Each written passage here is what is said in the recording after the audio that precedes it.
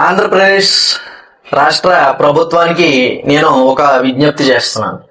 ఏంటంటే మాకు రీసెంట్గా ఒక విషయం తెలియడం జరిగింది.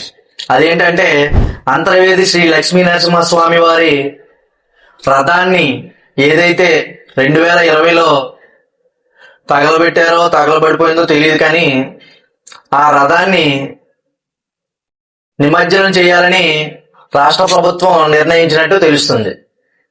ఇక్కడ నేను ఒక విషయం అడగాలనుకుంటున్నాను.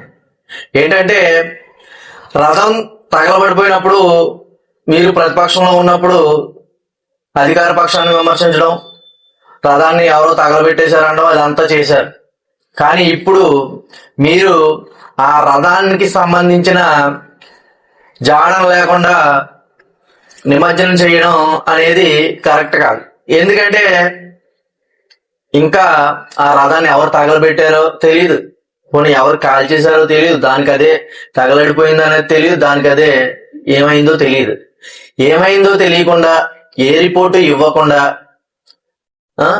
సిబిసిఐడికి సంబంధించిన రిపోర్ట్స్ కానీ దొంగ ఎవరో తేల్చకుండా ఈ రథాన్ని అనేదాన్ని నిమజ్జనం చేయడాన్ని మేము తీవ్రంగా ఖండిస్తున్నాం. నేను దయచేసి ఏంటంటే ఈ రథాన్ని శ్రీ కోపనాతి కృష్ణమ్మ వర్మ గారు ఆలయం నిర్మించడంతో పాటు ఈ రథాన్ని కూడా నిర్మించడం జరిగింది.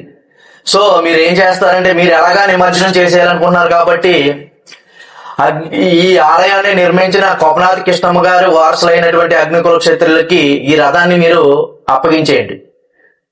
మీరు నిమజ్జనం చేయాలనుకుంటున్నారు కాబట్టి ఆ రథాన్ని మీరు మాకు అప్పగిచ్చేస్తే మేము దాన్ని ఎలా కాపాడుకోవాలనేది మాకు తెలుసు. ఎందుకంటే అది ఒక చరిత్ర. ఆ చరిత్రని మీరు నిమజ్జనం చేయాలనుకోవడం అనేది కరెక్ట్ కాదు. సో దయచేసి చంద్రబాబు నాయుడు గారిని, పవన్ కళ్యాణ్ గారిని, అలాగే లోకేష్ గారిని, అలాగే దేవాదాయ శాఖ మంత్రివర్యులు ఎవరైతే ఉన్నారో వారికి నేను విజ్ఞప్తి చేసేది ఏంటంటే, ఆ యొక్క రథాన్ని ఎవరైతే ఈ గుడిని నిర్మించారో వాళ్ళకి అప్పగించేయండి. ఎందుకంటే మీరు నిమజ్జనం చేసేయాలనుకుంటున్నారు, దొంగ ఎవడో తెలియదు, ఆ రథాన్ని ఎవరు తగలబెట్టారో తెలియదు, లేకపోతే దానికి అదే కాలిపోయిందో అనేది తెలియదు. సో ఆ రిపోర్ట్ రాకుండానే మీరు నిమజ్జనం చేయాలనుకోవడం చాలా కరెక్ట్ కాదు. ఇది చాలా అనుమానాలకి తావిస్తుంది. దయచేసి మీరు ఏదైతే నిమజ్జనం చేయాలనుకుంటున్నారో ఆ రథాన్ని మాకు అప్పగిస్తారని నేను కోరుకుంటున్నాను. Thank you so much.